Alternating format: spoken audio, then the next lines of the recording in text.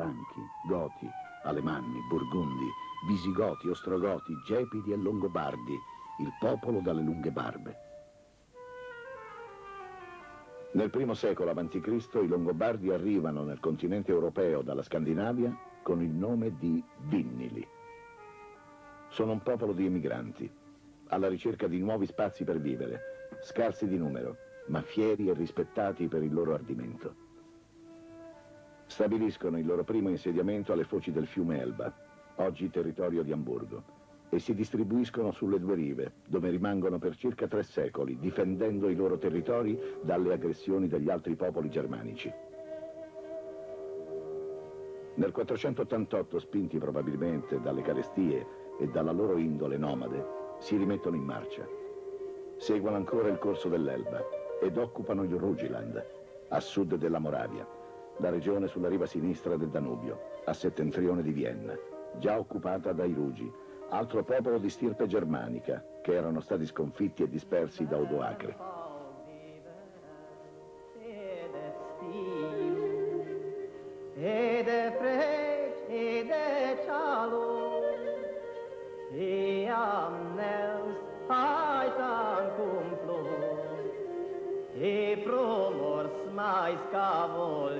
Più tardi, all'inizio del VI secolo, oltrepassano per la prima volta il Danubio per combattere su richiesta dell'impero di Bisanzio gli Eruli, che sconfiggono. Ottengono così da Bisanzio una vasta area del Norico e della Pannonia, l'odierna Ungheria, e in cambio assicurano con il loro esercito la difesa dei confini imperiali.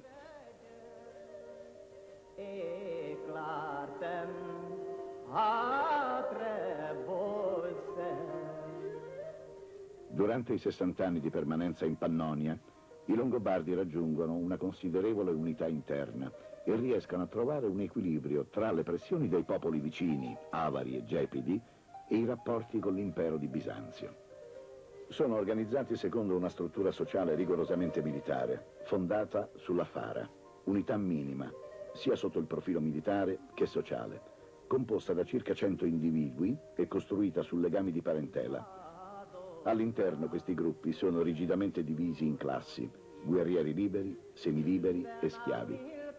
La Fara è dominata dall'assemblea dei soldati liberi, gli Arimanni, al cui consenso sono sottomesse le decisioni del re. Ma già durante il soggiorno in Pannonia, il potere effettivo si va concentrando nelle mani di una ristretta oligarchia di capi Fara, più ricchi e potenti, coordinati dal Kuning, il re. L'esercito longobardo è ben organizzato e ben equipaggiato. I soldati sono divisi per 1/3 in cavalieri, 1 in fanti e 1/3 in lancieri ed arcieri. Il possesso del cavallo e la qualità dell'armamento distinguono e separano i ruoli sociali. I ricchi cavalieri possiedono per i loro cavalli finimenti decorati in oro.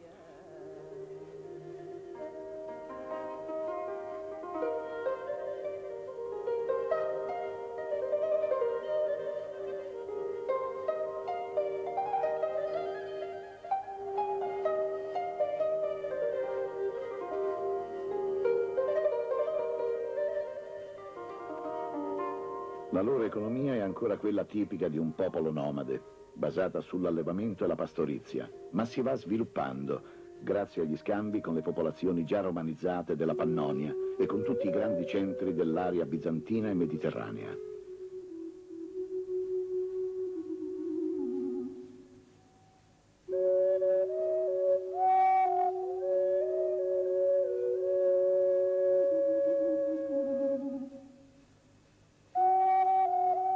Alla fine del V secolo la situazione politica dell'Europa è radicalmente cambiata. Il grande impero di Roma crolla definitivamente nella parte occidentale nel 476.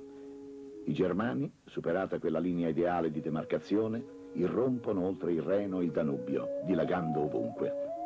Anche l'Italia è percorsa dai barbari e viene sottomessa da Odoacre prima e dagli Ostrogoti di Teodorico poi. La dominazione di Teodorico dura 30 anni.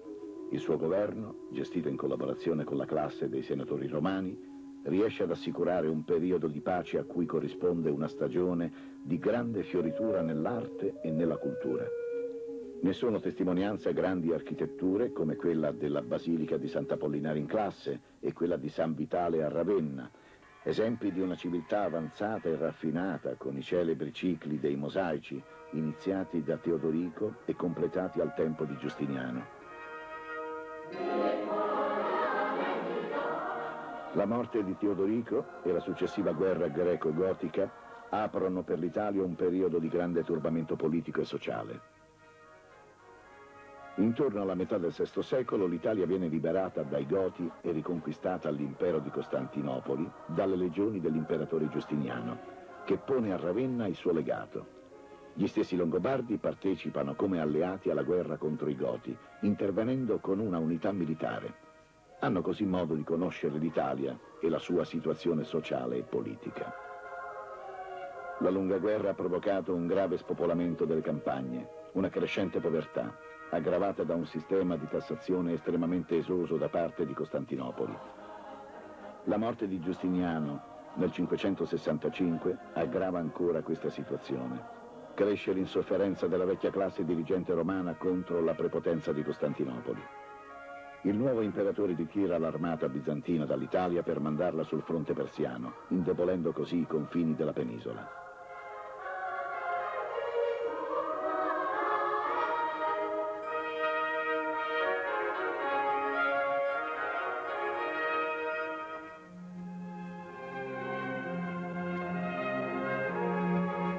Nel frattempo, in Pannonia e nel Norico, i Longobardi vivono un'esistenza instabile, in lotta con i vicini Gepidi e sotto la minaccia degli Avari, popolazione di stirpe mongolica. Le minacce di aggressione, le carestie, la necessità di nuovi territori inducono il re Alboino a migrare con il suo popolo verso l'Italia. Nel loro percorso seguono certamente l'antico tracciato romano che dalla Pannonia e dal lago Balaton, odierna Ungheria, attraverso la Slovenia supera Emona, l'odierna Lubiana in Jugoslavia, ed arriva alle porte dell'Italia.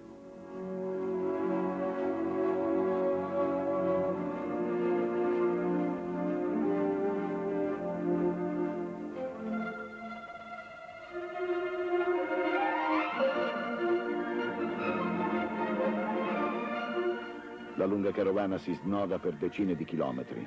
Sono probabilmente più di 100.000 verso la terra promessa.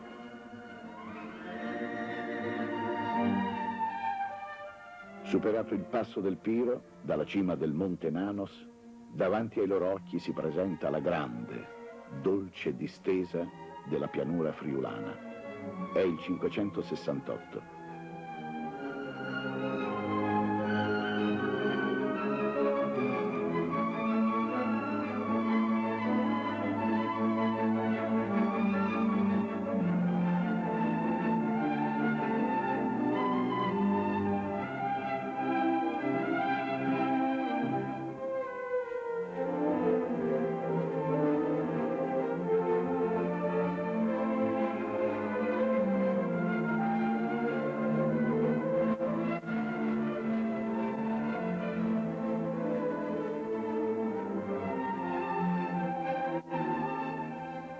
A capitolare per prima sarà Cividale, l'antica Forum Iulii.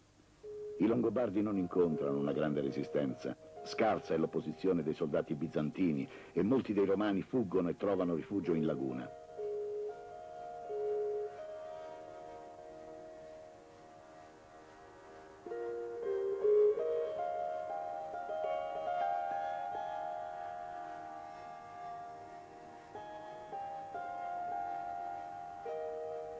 A capo di Cividale, che diventa il primo ducato longobardo, Alboino pone suo nipote Gisulfo. La città prenderà il nome di Civitas Austriae. Del duca Gisulfo ci è rimasto il corredo funebre, significativa testimonianza archeologica. I corredi funebri costituiscono i reperti più importanti tra le fonti di documentazione sulla storia dei Longobardi. I defunti vengono sepolti con i piedi rivolti al levante perché possano scorgere il levar del sole, simbolo divino dei Germani, adornati dei loro abiti, completi di tutti gli ornamenti e circondati dai doni funebri, oggetti che in vita erano legati al loro ruolo sociale. Dopo la presa di Cividale, e del resto del Friuli, la successiva occupazione dell'Italia, tranne Pavia, che resisterà 3 anni, si presenta piuttosto semplice. Invasioni, razzie, pestilenze, carestie e infine una pressione fiscale troppo forte da parte di Costantinopoli fanno sì che l'arrivo dei Longobardi sia accolto in certi strati sociali e soprattutto nelle campagne come una liberazione o come un male minore.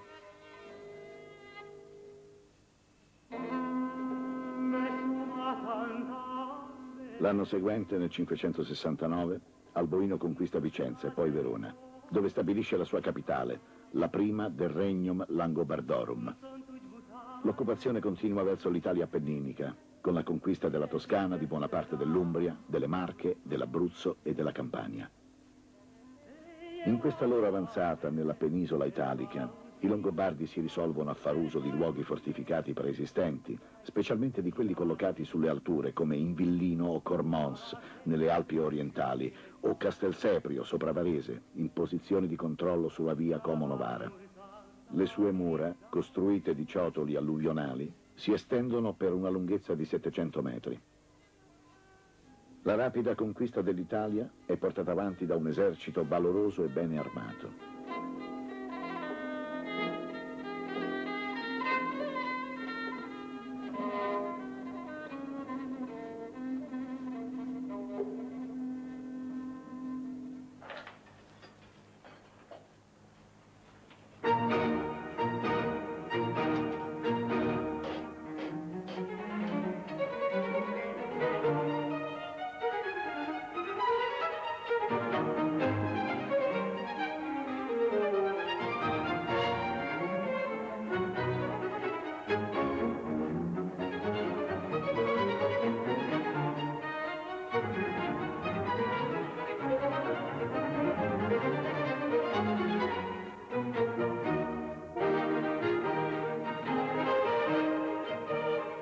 Abili artigiani guerrieri costruiscono le armi con grande perizia tecnica. Fare il guerriero, non sempre per il Longobardo, è un'attività esclusiva. Alcuni reperti tombali mostrano come un guerriero potesse esercitare una seconda attività. Si trattava di guerrieri artigiani itineranti che operavano in una determinata area del territorio e alla morte venivano poi sepolti nell'ultimo villaggio che avevano visitato.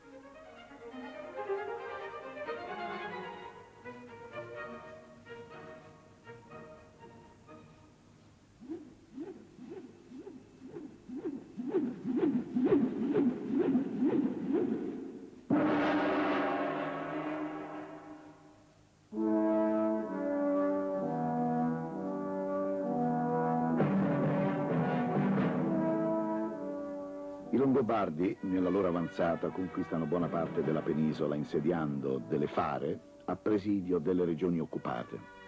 Conquistata Pavia, presa per fame dopo 3 anni di assedio, la città viene eletta capitale da Alboino, che lo stesso anno rimane vittima di una congiura di corte a cui prende parte anche la moglie Rosmonda, la quale vendica così il padre Cunemondo, re dei Gepidi, ucciso da Alboino. Con la morte di Alboino la fragile unità del regno longobardo si spezza e si afferma il potere dei capi locali. Una trentina di duchi governano in modo autonomo i territori occupati. Il periodo dei duchi è un periodo di grande instabilità politica. I duchi si combattono tra loro, aggrediscono i regni barbarici vicini, hanno rapporti turbolenti con l'esarca di Ravenna, il rappresentante in Italia di Costantinopoli. Si sostituiscono ai grandi proprietari terrieri e alle antiche magistrature municipali.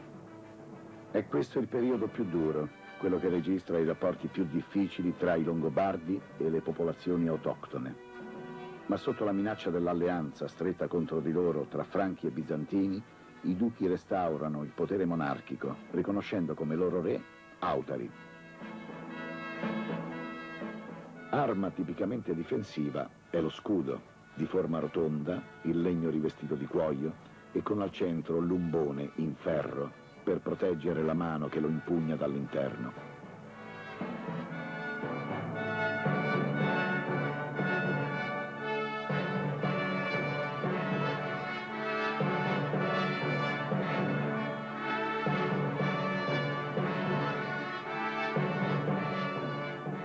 Tra le lance, gli esemplari più antichi sono di forma cosiddetta a foglia di salice, di tradizione pannonica, quelli più recenti nella forma a foglia d'alloro.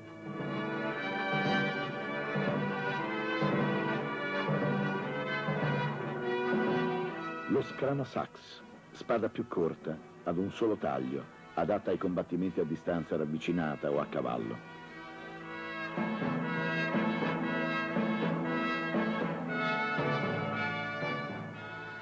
La spata, arma a doppio taglio, e poi le frecce, le asce, i coltelli, i pugnali. Nella società longobarda il potere civile non è che una manifestazione del potere militare. Infatti di questo esercito il re, Kuning, è il capo supremo, il duca è un alto ufficiale, il cittadino libero un arimanno, cioè un uomo tenuto agli obblighi militari e perciò caratterizzato dal possesso di armi. Questa organizzazione all'inizio si contrappone al preesistente sistema romano, col quale lentamente è destinato a fondersi.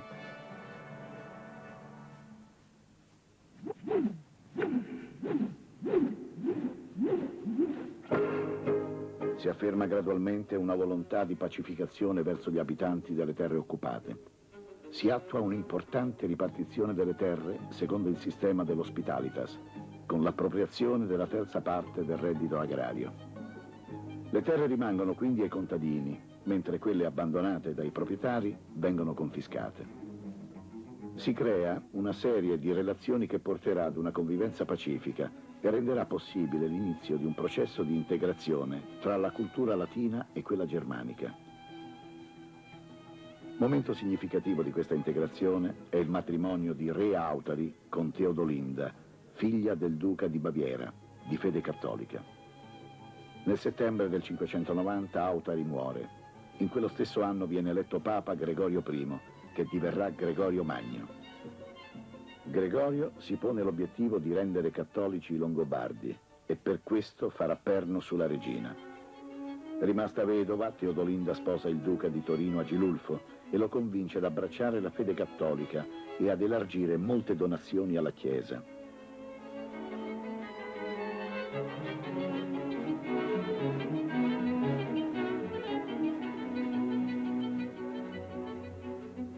Agilulfo è incoronato re nel 591 e probabilmente di quell'evento è testimonianza la scena che lo raffigura sul frontale di un elmo, rinvenuto in Val di Nievole, in un'opera di oreficeria di grande pregio. Sulla piccola placca in bronzo dorato è raffigurato a sbalzo, a cesello, il re seduto in trono fiancheggiato da due nobili guerrieri, da due piccole vittorie alate e dalle personificazioni dei romani a sinistra e dei longobardi a destra, in atto di omaggio ed offerenti la corona.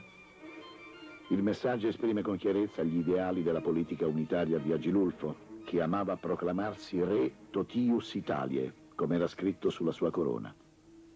Da Teodolinda e da Agilulfo nasce Adaloaldo, che viene battezzato nel 603, per volere della regina, con rito cattolico. In occasione di questo battesimo, Papa Gregorio Magno invia alla regina doni particolarmente significativi dal punto di vista dottrinale e artistico. Alcuni di questi si trovano a Monza insieme al corredo funebre della regina, comprendente tra l'altro il prezioso reliquiario tempestato di gemme, la corona votiva in oro con pietre preziose e madreperla,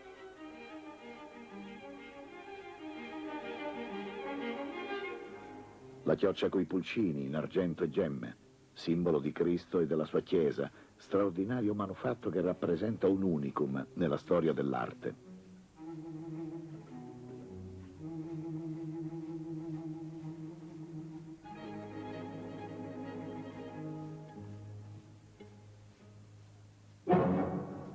I Longobardi erano venuti a contatto con il cristianesimo tra la fine del V e l'inizio del VI secolo, ma questo si era diffuso, pur nella variante ariana, soprattutto tra la classe dirigente, mentre la maggioranza del popolo era rimasta legata alle tradizioni religiose pagane e a superstizioni magiche.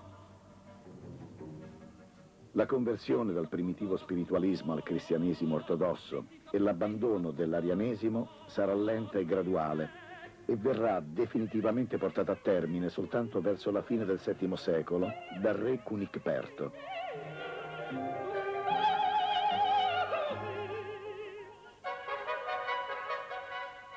Un altro documento essenziale che testimonia del profondo processo di integrazione tra le due culture, latina e germanica, è l'Editto di Rotari del 643.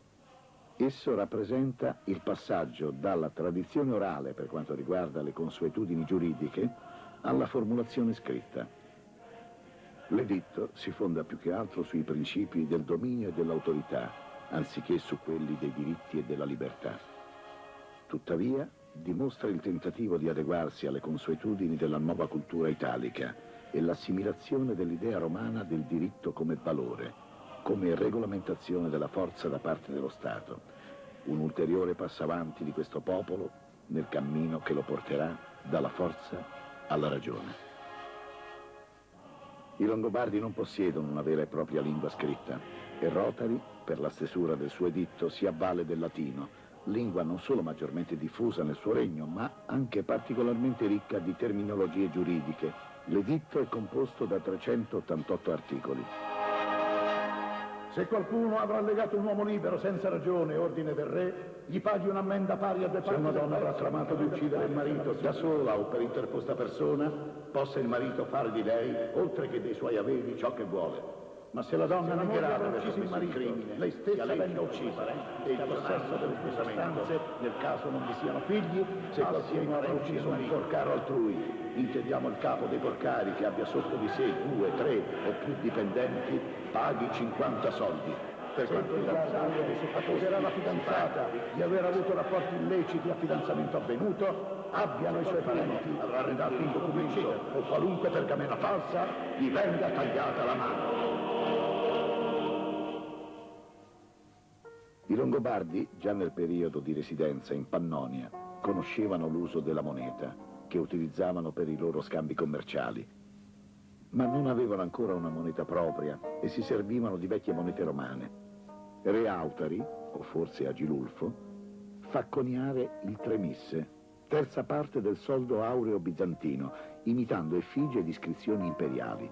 Con Cunicperto si impone il tremisse nazionale longobardo, che, oltre all'effigie reale sul diritto, riproduce sul rovescio l'immagine stilizzata di San Michele Arcangelo, al quale viene dedicato l'omonimo santuario sul Gargano. L'Arcangelo fu venerato con particolare devozione dai guerrieri longobardi, tanto da diventare simbolo dello spirito nazionalistico. Sotto Rotari, il regno dei Longobardi raggiunge la sua massima estensione con la conquista della Liguria e della Lunigiana. Con la progressiva integrazione tra le due culture, latina e germanica, si va sviluppando anche l'attività artigianale. Tra queste attività, una delle più diffuse tra i Longobardi è quella degli orefici.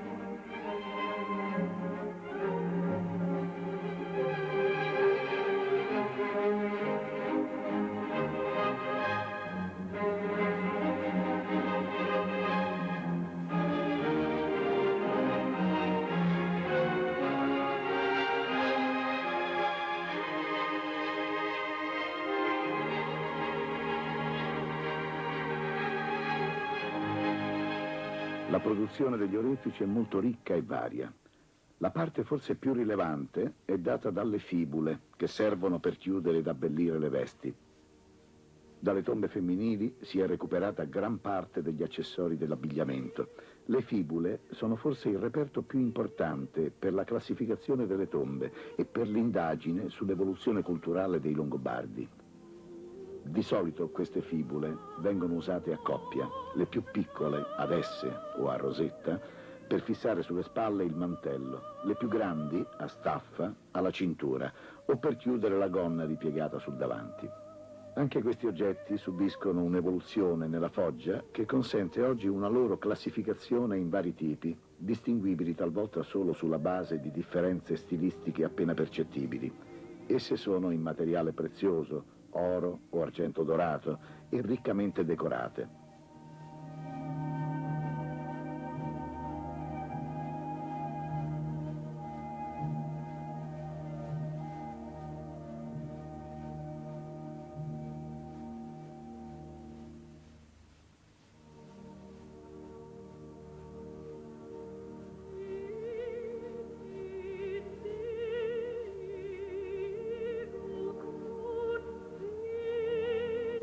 Appare la fibula a disco d'oro, che si ritrova sotto il mento, una innovazione collegata con l'adozione dell'abito femminile latino-mediterraneo, il mantello chiuso sul petto.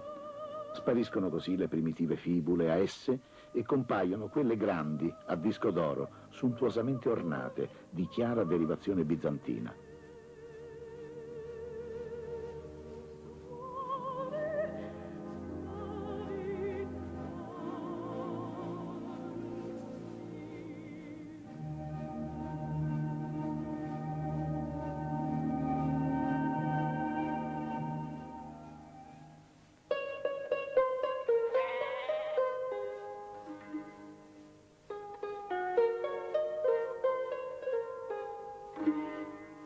Un'altra attività molto diffusa tra i Longobardi è quella della tessitura.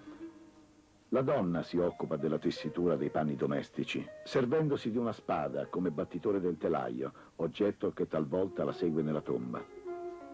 I vestiti dei Longobardi sono piuttosto ampi, per lo più di lino, e in tessuto di vari colori. Nelle sepolture più ricche troviamo spesso fili d'oro, tessuti a motivi geometrici, che rimandano a probabili vesti ricamate d'oro.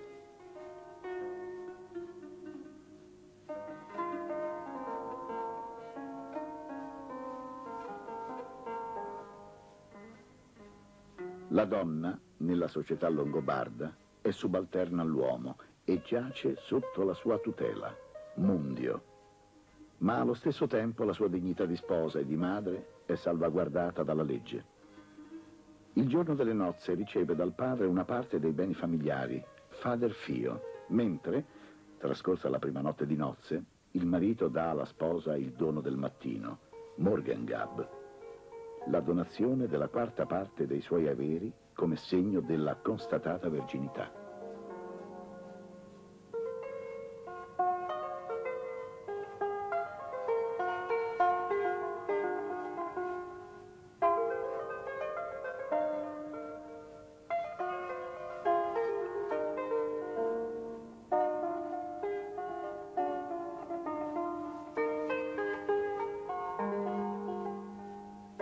Dalle tombe femminili sono stati recuperati altri elementi dell'abbigliamento delle donne longobarde, braccialetti e collane costituiti di materiali diversi, paste vitree e variegate, ambre, pietre dure, perle di vetro dorato variamente accostati per forma e dimensioni.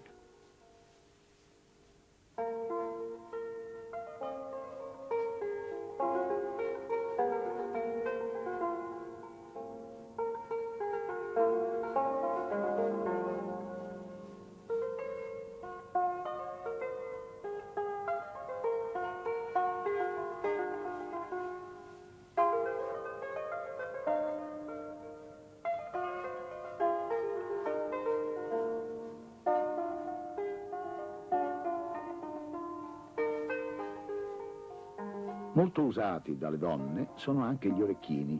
Caratteristici sono gli orecchini dalla forma a cestello, ottenuti con fili d'oro saldati a giorno e chiusi anteriormente da un disco di lamina d'oro decorato a filigrana, talvolta con perla centrale. Compaiono poi altri tipi di orecchini più elaborati con complesse strutture a pendenti, in lamina d'oro con pietre dure, vetri colorati e perle. Fra le attività di artigianato diffuse tra i Longobardi c'è anche quella della lavorazione della terracotta. Nei sepolcri longobardi sono state rinvenute ceramiche che hanno forme abbastanza specifiche, con elementi stilistici e figurativi propri delle aree nordiche e medio orientali, a testimonianza dei rapporti commerciali intrattenuti con altre popolazioni.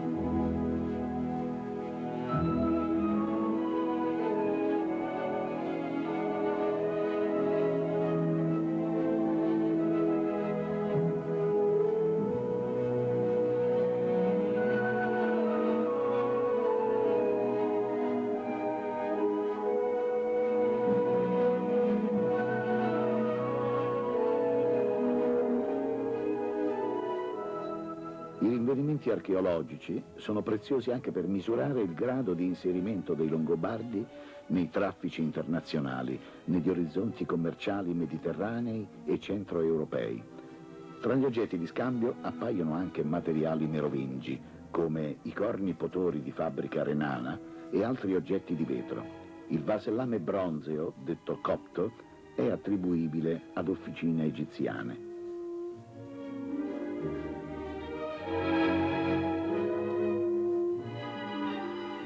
Estremamente rari sono gli oggetti in osso ed avorio di cui ci siano giunti esempi, come la bellissima Pisside, realizzata in un solo pezzo di avorio tornito, della quale è discussa la provenienza. E invece di manifattura bizantina, il prezioso piatto in argento sbalzato della fine del VI secolo, rinvenuto a Isola Rizza, presso Verona.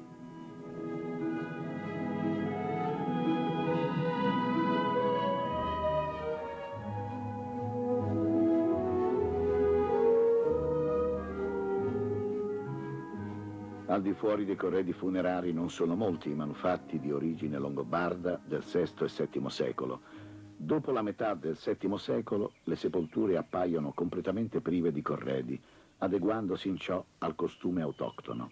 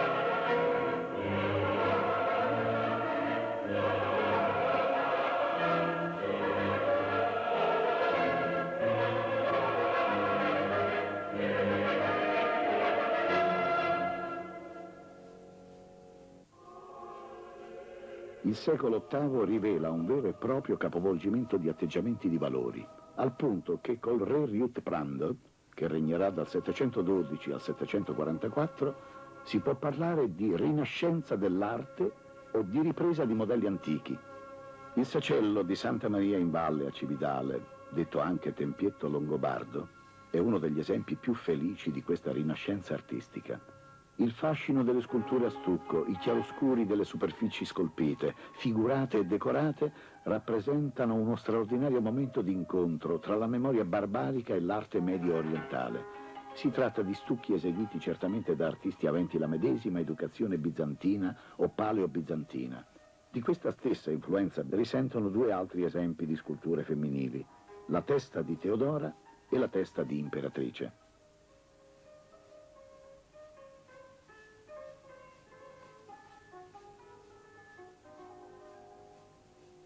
Acceso seguace della fede cattolica, Liutprando si autonomina Defensor Fidei, difensore della fede.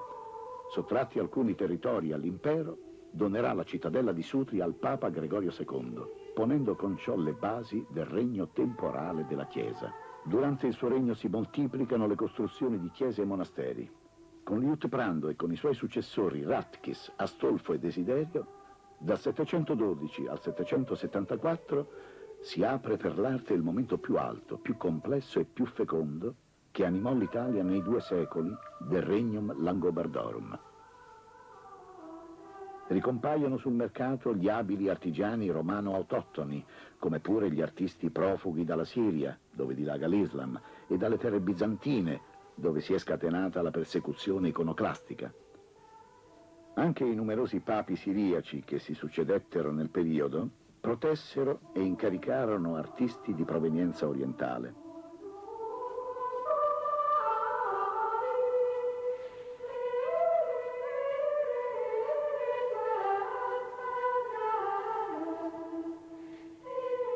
Ne è esempio particolarmente significativo il ciclo di affreschi, unico per quell'epoca, della chiesa di Santa Maria Foris Portas a Castelseprio, vicino Varese.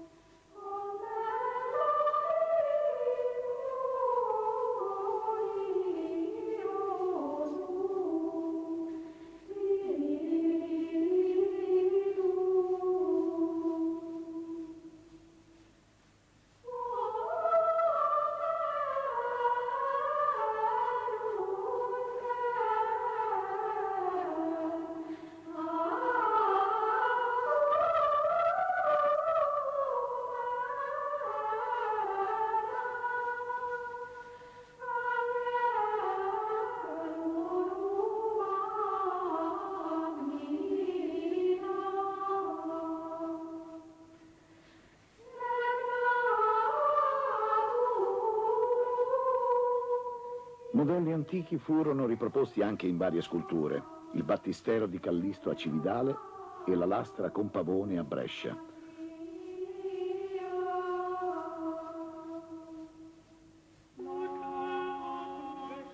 Un documento addirittura sorprendente è l'altare che Ratchis volle donare al battistero di Cividale.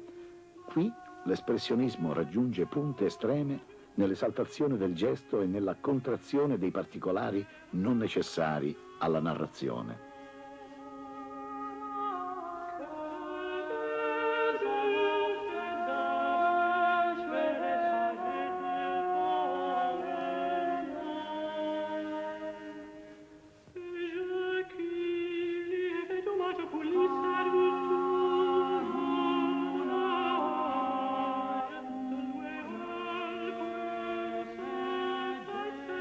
E questo si ripete nei gesti e negli sguardi degli affreschi della chiesa di San Procolo a Maturno, in Val Venosta.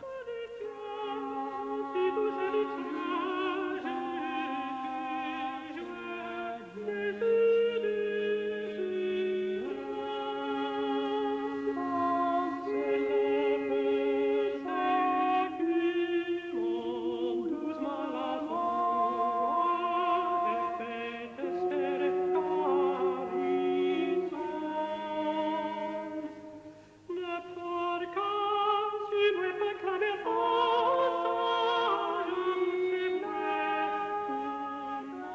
Equilibrati fra colorismo e astrazione sono infine i rilievi della cosiddetta urna di Sant'Anastasia nella cripta dell'abbazia di Santa Maria in Silvis a Sesto a Regena.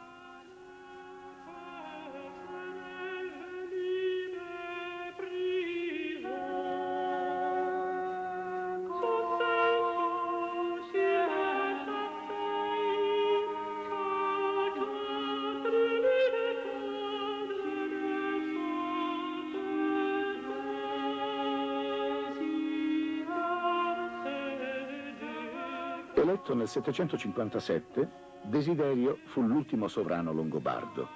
Divenuto pericoloso nei confronti dello stesso Papa, minacciando addirittura di espugnare Roma, provocò l'ira di Adriano I, che chiamò in Italia Carlo Magno. Con l'occupazione di Pavia nel giugno del 774, Carlo assunse il titolo e la funzione della sovranità longobarda, ponendo così fine all'indipendenza politica del regno.